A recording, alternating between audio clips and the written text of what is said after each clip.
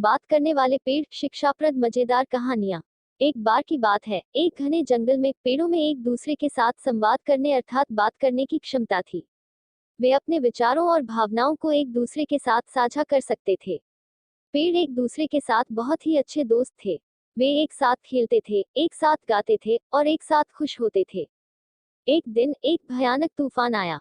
तूफान बहुत ही शक्तिशाली था। हवा बहुत तेज चल रही थी और बारिश बहुत जोर से हो रही थी। पेड़ तूफान से बहुत डर गए। उन्होंने एक दूसरे से कहा, हम तूफान से कैसे बचेंगे? एक बुद्धिमान पेड़ ने कहा, हमें एकजुट होना होगा। अगर हम एक साथ खड़े रहेंगे तो हम तूफान से बच सकते हैं। पेड़ों ने बुद्धिमान पेड़ की बात मानी। वे एक साथ खड़े हो गए और एक अटूट बंधन बना लिया। तूफान के प्रकोप ने पेड़ों को हिलाना शुरू कर दिया, लेकिन पेड़ एक दूसरे को कसकर पकड़कर खड़े रहे। तूफान बहुत देर तक चला, लेकिन अंत में तूफान थक गया और चला गया। पेड़ों ने एक दूसरे को देखा और कहा, हमने मिलकर तूफान को हराया है। पेड़ बहुत खुश हुए। उन्होंने एक दूसरे को गले लगाया और एकजुटता का जश्न मनाया। शिक्षाप्रद मजेदार कहानियां से सीख। यह कहानी हमें एकता और सहयोग के महत्व की याद दिलाती है। जब हम एक साथ खड़े होते हैं तो हम किसी भी चुनौती पर काबू पा सकते हैं। मुझे उम्मीद है कि आपको यह कहानी पसंद आएगी। इंद्रधनुषी जीवन। कहानी का परिचय। एक छोटे से कस्बे में लोग मोनोक्रोम घरों में रहते थे और अपने जीवन में जीवंत रंगों की चाहत रखते थे। रिया नाम की एक छोटी लड़की के पास एक जादुई ब्रश था जो छूने पर किसी भी चीज को रंग सकता था। उनकी रचनात्मकता से प्रेरित होकर शहर के निवासियों ने अपने घरों को रंगों से चित्रित करके विविधता की सुंदरता को अपनाया। यह प्रेरक कहानी प्रत्येक व्यक्ति की विशिष्टता के बारे में बताती है और हमें समानता और विविधता को अपनाने के महत्व की याद दिलाती है। इंद्रधनुषी जीवन, मजेदार कहानियां। एक बार की बात है, एक छोटे से कस्बे में लोग मोनोक्रोम घरों में रहते थे। सभी घर सफेद, भूरे या काले रंग के थे। लोग अपने जीवन में जीवंत रंगों की चाहत रखते थे। रिया नाम की एक छोटी लड़की के पास एक जादुई ब्रश था जो छूने पर किसी भी चीज को रंग सकता था। रिया बहुत ही रचनात्मक थी। वह अपने ब्रश से अपने घर को विभिन्न रंगों से रंगती थी। वह अक्सर अपने दोस्तों के साथ खेलती थी और उनके कपड़ों और खिलौनों को भी रंग देती थी। एक दिन रिया अपने घर के बाहर खेल रही थी। तभी एक बुजुर्ग महिला ने उसे देखा। बुजुर्ग महिला ने रिया के ब्रश को देखा और उससे पूछा, यह क्या है? रिया ने कहा, यह एक जादुई ब्रश है। यह किसी भी चीज को रंग सकता है।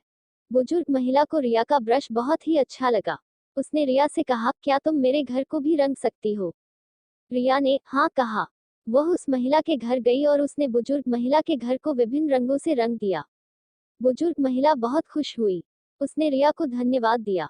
रिया ने अपने ब्रश से कस्बे के कई घरों को रंग दिया। जल्द ही कस्बे में सभी घर रंगीन हो गए। कस्बे का नया रूप बहुत ही सुंदर था। कस्बे के लोग रिया की रचनात्मकता से बहुत प्रभावित हुए। उन्होंने फैसला किया कि वे अपने जीवन में विविधता की सुंदरता को अपनाएंगे। उन्होंने अपने घरों को विभिन्न रंगों से रंगना शुरू कर दिया। कस्बे में जल्द ही एक नया माहौल बन गया। लोग एक दूसरे से अधिक घुलने मिलने लगे। वे एक दूसरे की विविधता का सम्मान करने लगे। एक दिन कस्बे में एक त्योहार मनाया जा रहा था। त्योहार के लिए सभी लोगों ने अपने घरों को विशेष रूप से सजाया था। त्योहार बहुत ही सुंदर था। सभी लोग बहुत खुश थे। रिया ने भी त्योहार के लिए अपने घर को सजाया था। उसने अपने घर को इंद्रधनुष के रंगों से रंगा था। रिया का घर त्योहार में सबसे सुंदर घर था। रिया के घर को देखकर सभी लोग बहुत प्रभावित हुए। उन्होंने कहा, रिया के घर में इंद्रधनुष की तरह रंग हैं। यह घर विविधता की सुंदरता का प्रतीक है। रिया बहुत खुश हुई। उसने सोचा कि वह अपने जादुई ब्रश का उपयोग करके दुनिया को एक बेहतर जगह बना सकती है। मजेदार कहानियां से सीख। यह कहानी हमें रंगों की विविधता को अपनाने के महत्व की याद दिलाती है। प्रत्येक व्यक्ति की विशिष्टता है और हमें एक दूसरे की विविधता का सम्मान करना चाहिए।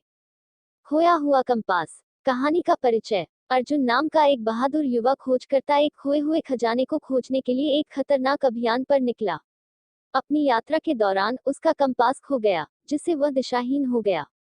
कंपास के बिना उसके पास अपने घर का रास्ता खोजने के लिए अपनी प्रवृत्ति और आंतरिक शक्ति पर भरोसा करने के अलावा कोई विकल्प नहीं था। यह मनोरंजक कहानी लचीलेपन और आत्मविश्वास की शक्ति को उजागर करती है। हमें दिखाती है कि कभी-कभी हमारी सबसे बड़ी ताकत हमारे भीतर ही निहित होती है। खोया हुआ कंपास। एक बार की बात है, एक बहादुर युवा खोजकर्ता अर्जुन था। वह एक खोए हुए खजाने की खोज में एक खतरनाक अभियान पर निकला था। अर्जुन एक कुशल खोजकर्ता था और वह अपने कौशल पर भरोसा करता था। अपनी यात्रा के दौरान अर्जुन एक जंगल से गुजरा। जंगल घना और अंधेरा था और अर्जुन को रास्ता खोजने में मुश्किल हो रही थी। तभी अंधेरे में पेड़ से उसका हाथ टकराया और उसका कंपास खो गया। अर्जुन बहुत परेशान हुआ। उसे पता था कि बिना कंपास के वह अपने घर का रास्ता खोजने में असमर्थ होगा। उसने सोचा कि वह क्या करेगा। अर्जुन ने अपने दिमाग में सोचा। उसने याद किया कि उसने एक बार एक बुजुर्ग व्यक्ति से एक कहानी सुनी थी। कहानी एक खोजकर्ता के बारे में थी जो अपने कंपास को खो देता है। खोजकर्ता को अपने घर का रास्ता खोजने के लिए अपनी प्रवृत्ति और आंतरिक शक्ति पर भरोसा करना पड़ता है। अर्जुन ने फैसला किया कि वह उस बुजुर्ग व्यक्ति की कहानी का पालन करेगा। अर्जुन जंगल में आगे बढ़ा। वह पेड़ों और झाड़ियों के बीच अपना रास्ता खोजने की कोशिश कर रहा था। वह थक गया था और भूखा था, लेकिन उसने हार नहीं मानी। आखिरकार अर्जुन को एक नदी दिखाई दी। वह नदी के किनारे बैठ गया और वहां आराम किया। उसने नदी के पानी को देखा। अर्जुन ने महसूस किया कि वह अपने भीतर एक ताकत महसूस कर रहा है। वह महसूस कर रहा था कि वह किसी भी चुनौती का सामना कर सकता है। अर्जुन नदी से बाहर निकला और अपनी यात्रा जारी रखी। वह जंगल से बाहर निकल गया और एक खुले मैदान में आ गया। मैदान में एक छोटा सा गांव था। अर्जुन गांव में गया और एक बुजुर्ग व्यक्ति से मिला। उसने बुजुर्ग व्यक्ति को अपनी कहानी सुनाई। बुजुर्ग व्यक्ति ने अर्जुन को कहा, तुमने बहुत अच्छा किया, जो तुमने खुद पर भरोसा किया, यही जीत की कुंजी है। अर्जुन बुजुर्ग व्यक्ति से मिलकर बहुत खुश हुआ।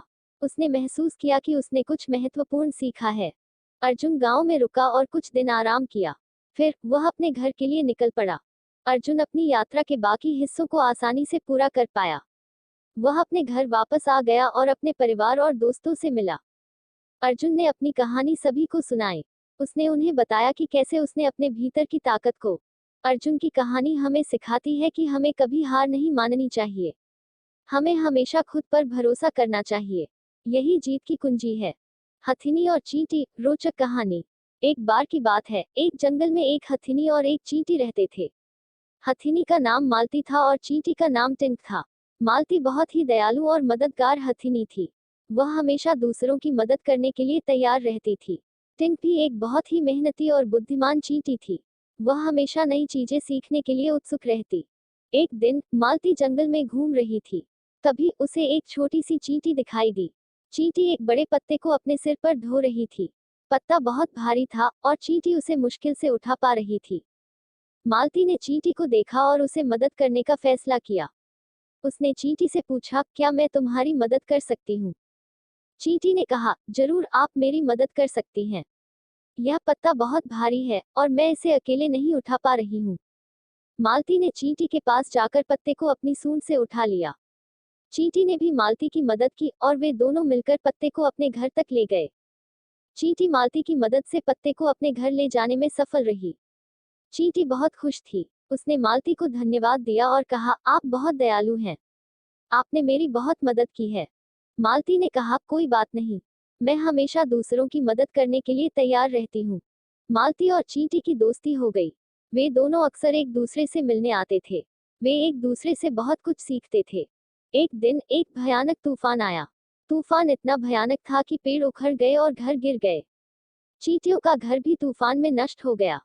चींटियां बहुत परेशान थीं। वे नहीं जानते थे कि वे क्या करें। तभी मालती ने चींटियों की मदद करने का फैसला किया। उसने चींटियों से कहा, चिंता मत करो, मैं तुम्हारी मदद करूंगी। मालती ने चींटियों को अपने अपने सूंड में उठा लिया और अपने कान में छुपा लिया। वह चींटियों को एक सुरक्षित जगह पर ले गई। मालती की मदद से चींटियां सुरक्षित बच गईं। चींटियां मालती की मदद के लिए बहुत आभारी थीं। उन्होंने मालती को धन्यवाद दिया और कहा, आप एक सच्ची दोस्त हैं। आपने हमारी जान बचाई है।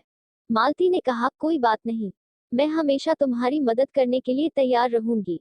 मालती और चींटियों की दोस्ती हमेशा के लिए बन गई। वे दोनों एक दूसरे के लिए हमेशा खड़े रहे। रोचक कहानी से सीख। यह कहानी हमें दोस्ती और सहयोग के महत्व की याद दिलाती है। दोस्ती में हमेशा एक दूसरे की मदद करना चाहिए। सहयोग से हम किसी भी चुनौती का सामना कर सकते हैं। मुझे उम्मीद है पसंद आई होंगी। जिन कहानियों से हमारा सामना होता है उनमें हमारे जीवन को बदलने और हमारे दृष्टिकोण को आकार देने की शक्ति होती है। इसलिए ऐसी कहानियां खासकर बच्चों के नैतिक विकास में महत्वपूर्ण भूमिका निभाती हैं। याद रखें, कहानियों में हमारी कल्पना को ठीक करने, सिखाने और प्रज्वलित करने की शक्ति होती है। ऐसी कहानियां मेरे इस ब्लॉग पर आती रहती है। यहाँ आकर इन कहानियों का आनंद ले। इस ब्लॉग पर आने के लिए धन्यवाद। मजेदार कहानियां कहाँ मिलती हैं? मजेदार कहानियां पर मिलती हैं। मजेदार कहानी का क्या महत्व है? बच्चों के लिए मजेदार कहानियां पढ़ना बहुत महत्वपूर्ण है। इन कहानियों से बच्चे हंसते खिलखिलाते कब बहुत कुछ सीख जाते हैं पता ही नहीं चलता। बच्चों को ये मजेदार कहानियां बहुत कुछ अच्छा सिखाने में मदद मिलती है, जैसे कि किसी भी काम को उत्सुकता के साथ करना चाहिए, हमें समाज में कैसा व्यवहार करना चाहिए। आप इन मजेदार स्टोरी इन हिंदी कहानियों के माध्यम से अपने बच्चों को प्रेरित कर सकते हैं और उन्हें सकारात्मकता की ओर बढ़ने के लिए मोटिवेट कर सकते हैं। इसके अलावा इन कहानियों के जरिए आप अपने बच्चों के साथ बेहतर तालमेल बना सकते हैं और माता पिता उनके साथ उनके बचपन को यादगार बना सकते हैं।